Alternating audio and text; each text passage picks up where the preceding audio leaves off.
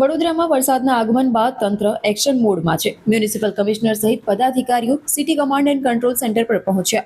Commissioner સવારથી જ વડોદરા શહેરના નિરીક્ષણ અર્થે નીકળ્યા હતા. નવીન ચૂંટાયેલા મેયર, ડેપ્યુટી મેયર અને ચેરમેન શહેર પર નજર રાખી રહ્યા હતા.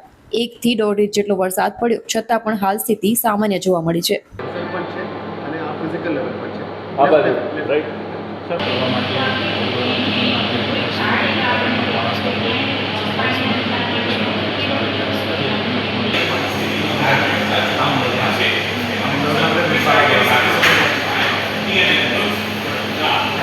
સમગ્ર વડોદરા શહેરમાં વરસાદ ખૂબ સારી રીતે વરસી રહ્યો છે. મેઘરાજાની અસીમ કૃપા સમગ્ર વડોદરાના નગરજનો પર વરસી રહી છે. ત્યારે વડોદરાના પ્રથમ નાગરિક મેયર શ્રીમતી ગીતાબેન મકવાણા, સ્થાયી સમિતિના અધ્યક્ષ શ્રીમતી વર્ષાબેન વ્યાસ સાથે અમે લોકો વરસાદના સમયે સમગ્ર વડોદરાની પરિસ્થિતિમાં કયા પ્રકારની છે તેનું નિરીક્ષણ કરવા માટે ટેકનોલોજીથી સજ્જ city command and control centre ખાતે આવ્યા છીએ.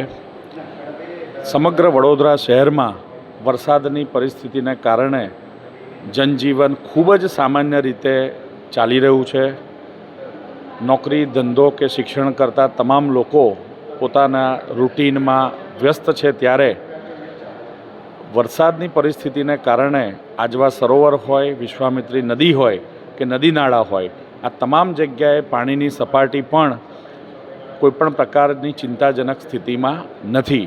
પરંતુ આગામી વરસાદની જે આગાહી અને એલર્ટ છે તેને લઈને સમગ્ર વડોદરા મહાનગરપાલિકાનું તંત્ર તકેદારીના પગલાં રૂપે જે પણ કંઈ કરી શકે તેની માટે પણ તંત્ર સમગ્ર રીતે સજ્જ છે.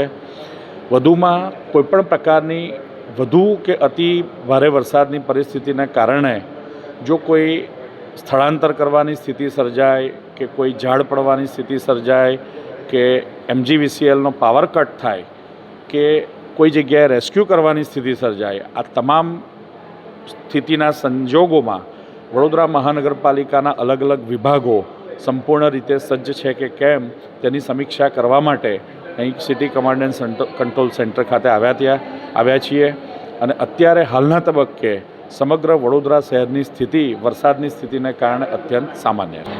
કાલ રાતનો જે રીતે વરસાદ પડી રહ્યો હતો, તો વરસાદના લીધે વડોદરા શહેરની સ્થિતિ કેવી છે એના આપણે લાઈવ અમે અહીંથી નિહાળી રહ્યું છે.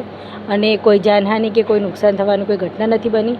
અને અત્યારે વરસાદ રોકાઈ પણ ગયો છે અને પાણી પણ જે અમુક જગ્યાએ થોડા ભરાયા હતા એ પણ ઉતરી ગયા છે. અને જનજીવન સારી રીતે ચાલી રહ્યું છે. અત્યારે કોઈ જાતની કોઈ એવી પરિસ્થિતિ નથી સર્જાઈ કે જેના કારણે અને આમ પણ તંત્ર તો એલર્ટ જ છે કે એવી કોઈ પરિસ્થિતિ સર્જાય તો અમારું તંત્ર મહાનગરપાલિકાનું તંત્ર વડોદરાનું એલર્ટ છે.